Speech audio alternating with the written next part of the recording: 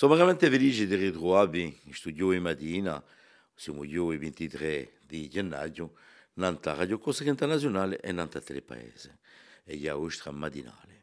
Bonjour, salut à tous.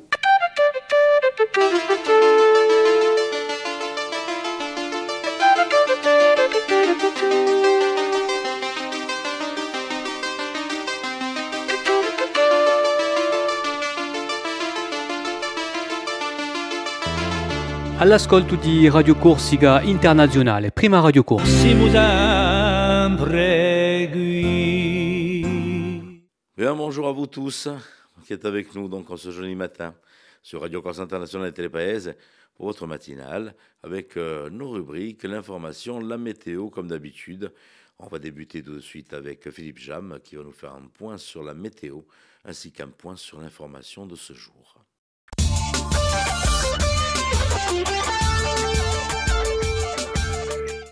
Bonjour Auguste, bonjour à toutes et bonjour à tous. Le ciel sera encore bien nuageux en matinée, puis dans l'après-midi, le soleil viendra nous faire un petit coucou. Le vent d'ouest sera modéré le long de la côte occidentale, assez fort aux extrémités de l'île, avec même des rafales atteignant jusqu'à 85 km/h. La bonne note, les températures maximales qui seront en hausse, 15 à 18 degrés près des côtes, 7 à 14 dans l'intérieur de l'île.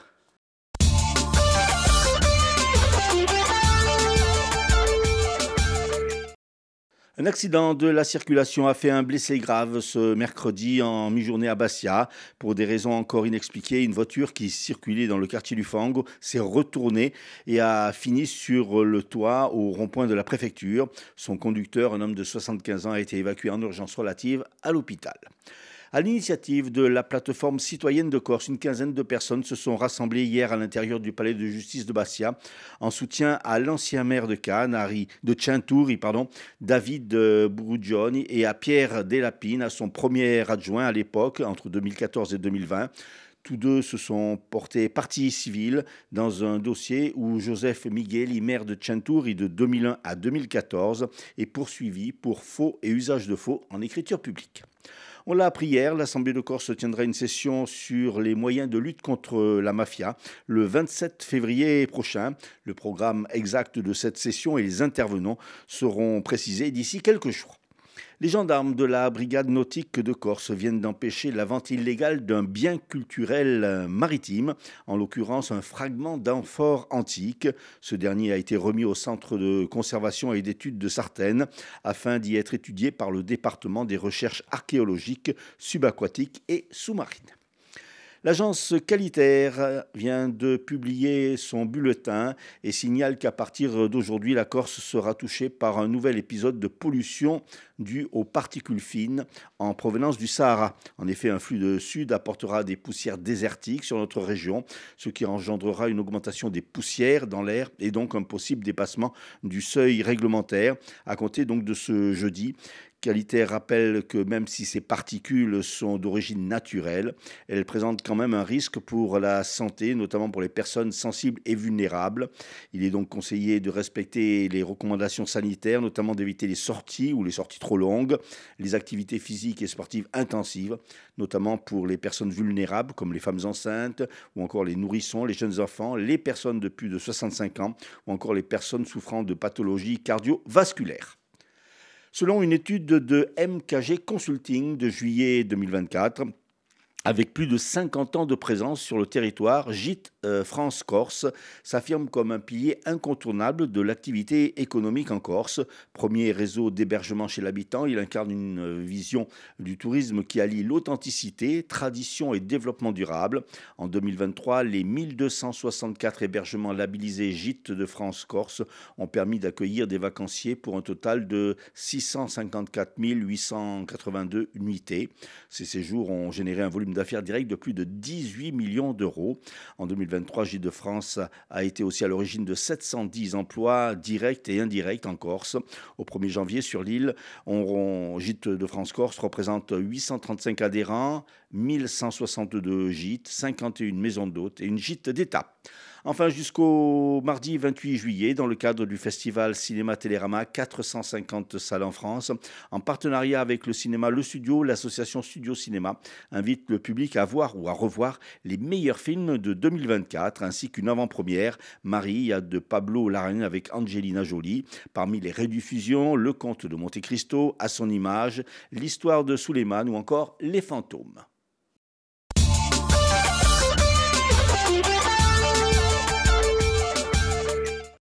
Merci Philippe. Merci Philippe. Et puis on vous retrouve dans un petit moment donc pour l'invité, les invités, je dirais même, et pour les titres de l'information du jour. Mais pour le moment, on va aller faire un petit détour sur les hippodromes de l'Hexagone avec Rémi pour vos pronostics hippiques. Les pronostics hippiques de Rémi sur Radio Corse International. Bonjour à tous, ce jeudi dans les bons coups du jour, nous serons sur l'hippodrome de Vincennes. On va démarrer avec le quintet, je vais retenir le numéro 12, Instant au fort, qui ne devrait pas sortir des 3 premiers. Passons la 6e course, où le 15, Koinor devrait lutter pour la victoire, tout comme dans la 8e, le numéro 1, Japarovlir. Bon jeu à tous. Voilà pour les courses hippiques, j'espère que vous avez bien noté les numéros, donc les pronostics de Rémi. Pour ce qui est des courses insulaires, je rappelle qu'elles vont reprendre au mois de mars sur l'ensemble des 4 hippodromes de l'île. Je rappelle qu'on a Biguglia, Zonza, Vignetta et Cazzarello dans le Fiumo. Voilà, c'est pour les premières semaines du mois de mars, donc pour la reprise donc, des réunions hippiques en Corse. Pour l'instant, nous allons faire un petit détour sur l'horoscope avec la charmante Paxi.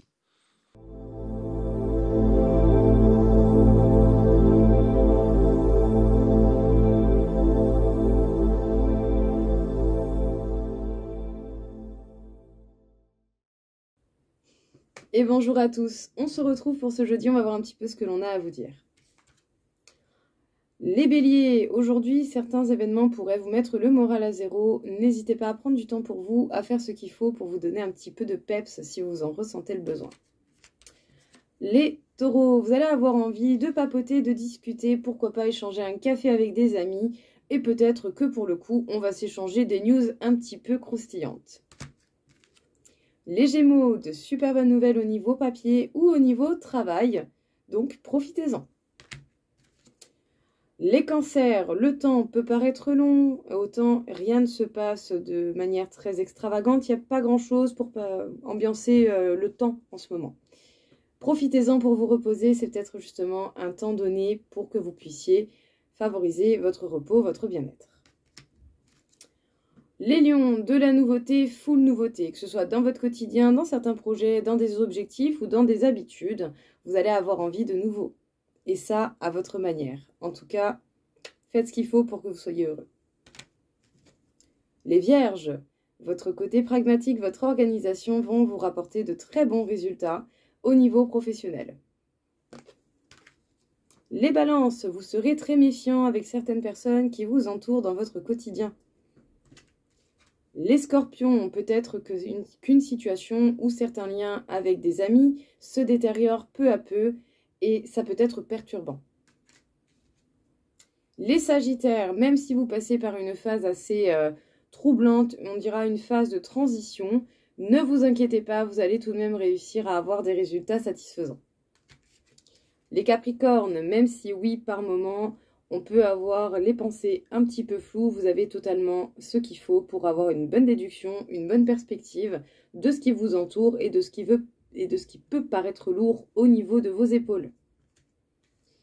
Les Verseaux, il va falloir couper avec certaines choses qui vous alourdissent, qui vous empêchent d'avancer convenablement. En tout cas, arrêtez de permettre à certaines choses de vous bloquer dans votre avancée. Et enfin, les poissons, vous pourrez avoir de super bonnes nouvelles ou des heureux hasards au niveau professionnel. Regardez un petit peu ce que la vie va vous apporter, ça risque d'être intéressant. Voilà tout le monde, écoutez, j'espère que ça vous aura plu. Je vous souhaite à tous une belle journée et je vous dis à bientôt.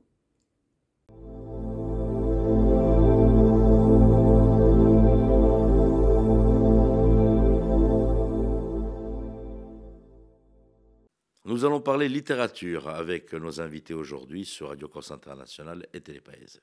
Nos invités aujourd'hui, Joël Bagard, professeur de théâtre au Conservatoire Henri Tomasi à Bastia, et Émile Tamagna, qui est professeur de guitare, lui, à l'occasion des Nuits de la lecture.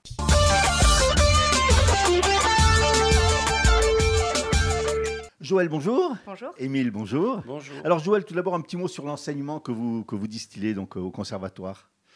Alors j'enseigne le théâtre au Conservatoire pour plusieurs classes d'âge. Donc cette année, il y a des nouvelles classes qui ont ouvert pour les plus jeunes et il y a toujours les classes cursus à partir de 15 ans, donc des élèves qui sont en cycle. Et cette nuit de la lecture va mélanger un petit peu tous les groupes d'élèves, voilà, pour qu'ils se rencontrent aussi. Comment vous êtes tombé dans ce métier du théâtre ? C'est parti d'une passion, d'une toute jeune ? Oui, c'est Même si vous êtes pas... Alors, oui. C'est parti d'une passion, d'abord d'une passion pour le cinéma. Et ensuite, j'ai découvert le théâtre. J'ai commencé par une formation musicale aussi, d'où mon intérêt pour faire des projets avec les professeurs de musique. Voilà, j'aime vraiment créer ce lien entre la musique et le théâtre. Émile, vous avez presque tout le temps baigné dans la musique, vous ? Oui, presque tout le temps. Je ne me rappelle plus. Je suis né comme ça, oui. Ouais. Oui, parce que vous avez fabriqué un instrument. Oui, en même temps, j'ai plusieurs casquettes. Donc, je suis aussi luthier, donc je fabrique les instruments, voilà. je joue, j'enseigne. Donc voilà, je fais plusieurs choses. Il y a beaucoup de gens qui s'initient à la guitare, beaucoup de jeunes. Oui, il y a une forte demande sur toute l'île. Mais principalement au conservatoire, on a beaucoup de demandes. Oui. Alors, on va parler de ces nuits de la lecture donc, qui se déroulent du 23 au 26 janvier, même si une manifestation a déjà débuté à la médiathèque de la Castaniche le 17 février. En quoi consistent ces nuits de la lecture exactement ? Alors, mes élèves vont lire des extraits de romans sur le thème du patrimoine, puisque c'est le thème qui a été choisi au niveau national. Donc pour des élèves comédiens, c'est aussi un exercice pour la prise de parole en public. C'est s'exercer avec sa voix pour arriver à capter l'attention du public en racontant une histoire. Alors il y a une dizaine de textes. Comment s'est fait le choix de ces textes ? Je me suis appuyée sur la sélection officielle qui a été faite. Alors il y a la notion de patrimoine de Pierre Nora, c'est ça ? Un monde à la portée de main de Marie-Lys de Kerangal. Il y a également le plus court chemin. Il y a bien sûr aussi du côté de chez Swann de Marcel Proust. Alors, ils vont les dire, ça va être en solo. Comment ça va se passer entre guillemets sur scène, puisque ça va être à la médiathèque Barbarine de Riagne oui. ce samedi, hein, c'est ça ? C'est ça. Vendredi. À 18h30, c'est ça ? Oui, vendredi. Voilà. À 20h30, hein ? À 18h30 à l'Albor, c'est ça, hein ? Oui, c'est Alors, ça. comment ça va se passer ? Ils vont aller tour à tour faire leur texte ? Alors, ils vont être placés tous ensemble face au public et à tour de rôle, ils vont venir lire leur texte. Certains vont venir lire un texte entier seuls et suivant la longueur des textes parfois et leur niveau aussi, parfois ils vont se le partager. Mais ils vont tous se retrouver à un moment... Voilà, apporter leur voix face au public. Et tous les 2 extraits, il y aura des petits intermèdes musicaux. Alors justement, ces intermèdes musicaux, ils vont consister en quoi ? Qu'est-ce que ça va être ? C'est l'improvisation ? C'est des airs bien connus ? Ce sont des pièces préparées quand même, qu'on a préparées avec un petit ensemble de guitare avec mes élèves. On avait déjà fait une première version l'an dernier, ça s'était très bien passé. J'avais beaucoup aimé ce partage entre les mots et les sons et les notes. Et cette année, on renouvelle l'expérience, donc qui, j'espère, sera très positive. Alors moi, je travaille sur des pièces connues. Il y aura des valses, il y aura une mazurka corse, il y aura des pièces vénézuéliennes, des pièces un peu de tous horizons, assez variées. Et même un petit clin d'œil à Game of Thrones avec une chanson qui est dans la série. Voilà. En fait, c'est l'occasion pour les élèves de se montrer au public, c'est ça aussi ? C'est ça. Hein ? Voilà, c'est un bel premier exercice avant les représentations de fin d'année avec leurs pièces qu'ils sont en train Justement, parce que vous êtes une école de théâtre, il y a déjà des projets de pièces sûrement. Oui. Ça, c'est une mise en bouche, en quelque sorte. On peut dire ça comme ça. Pour eux, c'est vraiment une première expérience de scène pour la plupart d'entre eux. Et après, ils sont en train de préparer des spectacles. Ils sont en train de préparer Art de Yasmina Reza et La cantatrice chauve de Ionesco. Voilà. Donc, c'est des pièces qui sont assez dures quand même. Oui, c'est vrai, mais ce sont pour les plus grands élèves. Ouais. Voilà. Et sinon, vous les accueillez à partir de quel âge, ces jeunes ? On les accueille à partir de 8 ans. Et pour les plus petits, on est en train de monter Émilie Joly. Ah oui. Voilà, donc il y a aussi des spectacles musicaux qui vont être créés pour la fin de l'année avec les plus petits. Donc dans Émilie Joly, il y aura Émile, forcément, il y a de la musique. Je sais pas. Émile, vous donnez aussi des concerts avec les enfants? Voilà, nous, ça fait partie, on a la même démarche. En fait, ça me permet de faire jouer mes petits élèves sur des scènes qui s'habituent au public. J'habitue à jouer, parce qu'en fait, la musique, c'est comme le théâtre, c'est le partage avant tout. On joue pour soi, c'est vrai, mais on joue aussi pour partager, pour communiquer, pour vibrer ensemble. Et donc, ça les habitue. Et moi, je reste persuadé que plus on se rend à cette expérience, plus on s'habitue et plus meilleur on est. Vos élèves, ils sont plus jeunes? Alors, là, moi, je commence, ça démarre à 7 ans, jusqu'à 17 ans. À peu près. D'accord. Voilà, je suis dans cette fourchette-là. Moi, c'est jusqu'à 68 ans. 68 ans. 68 ans. La fourchette est plus large. Pourquoi 68? C'est bizarre comme... Parce que je sais que mon... Ah d'accord, oui, parce que non, mais c'est pas... Non, il n'y a pas de limite d'âge. Non, bien sûr, c'est pas limité. Sur 68 ans et demi, on peut y aller. Je n'aurais peut-être pas dû le dire, d'ailleurs.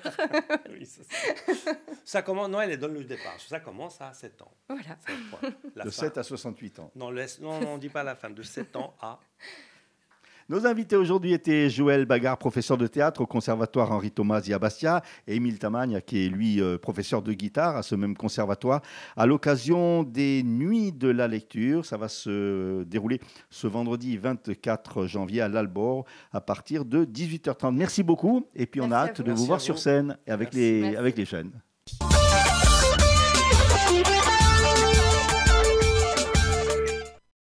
Voilà, c'est un bon rendez-vous donc à ne pas manquer donc du côté de Bastia, donc du côté du centre culturel de l'Albor. On refait un petit point sur les titres de l'information de ce jeudi 23 janvier. L'Assemblée de Corse tiendra une session sur les moyens de lutte contre la mafia le 27 février prochain. Le programme exact de cette session et les intervenants seront précisés d'ici quelques jours. L'agence Qualitaire a prévenu qu'à partir d'aujourd'hui, la Corse sera touchée par un nouvel épisode de pollution dû aux particules fines en provenance du Sahara.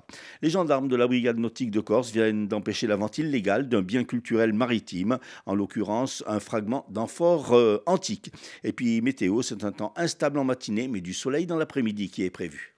Et puis côté sortie, on a quelques malheureux qui n'ont pas pu avoir les billets donc pour aller voir Imessaggeri à Bastia. Donc je rappelle qu'il y a 3 représentations vendredi, samedi, dimanche au centre culturel l'Albor. C'est complet, à première vue c'est complet.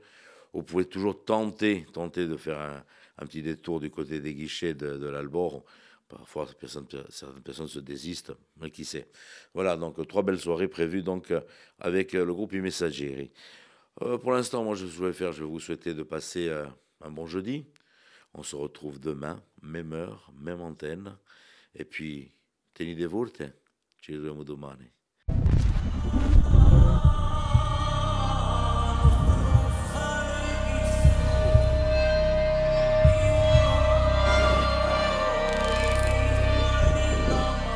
Simple.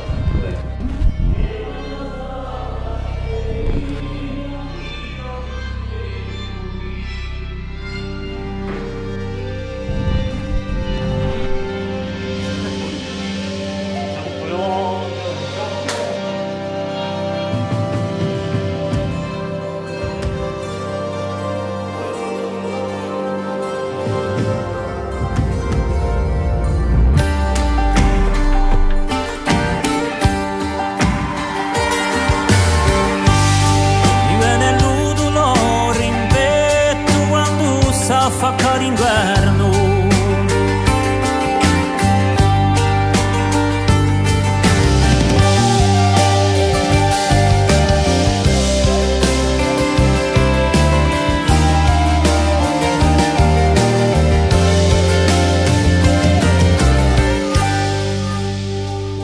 Non, ça vous calculez là-dessus. Ouais. Mais après, arrivé à 10, comment tu fais? 11. Bien sûr. Allez, on la refait. C'est le refrain. Voilà.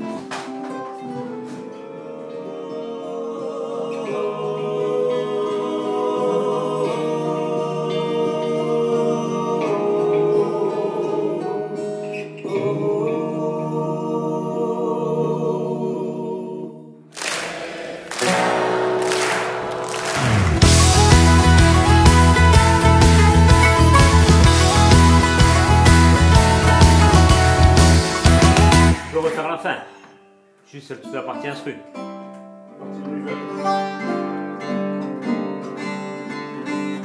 Comme vous voulez. Content di domani che si va un po' tempo avanti, la storia dice quasi vera, la verità, una vita.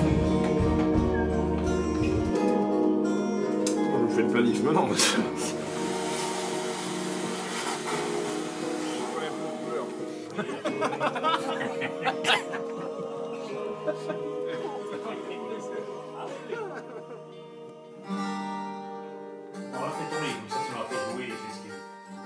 Non ci crede più, ma l'io li uditi nu, sa vede per un trima più, sa via per andare nu, per ciò chi sera e ciò chi fu, non ci crede più.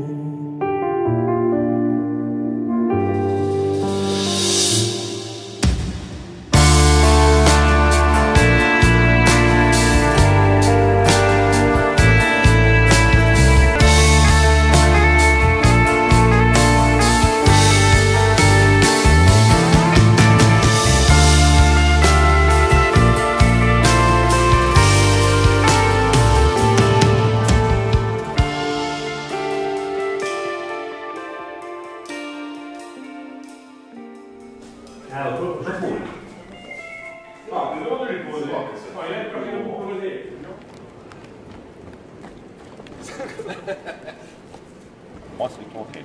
N'oubliez pas que dès que vous avez un top, évidemment. Quand vous êtes sur le côté, vous rentrez, quand le rideau s'ouvre, vous vous mettez là et vous rentrez. Vous n'attendez pas que la flûte elle attende. Sur scène. Voilà. À la maison. Monstrueux. Là, tu peux compter tout.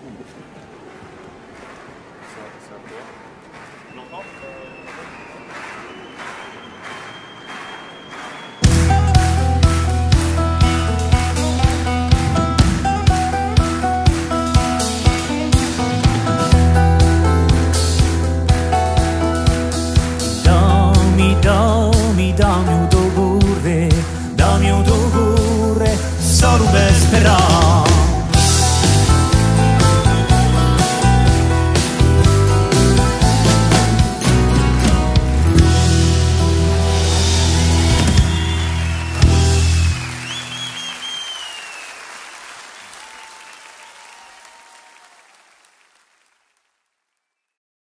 Bonjour, salut à tous.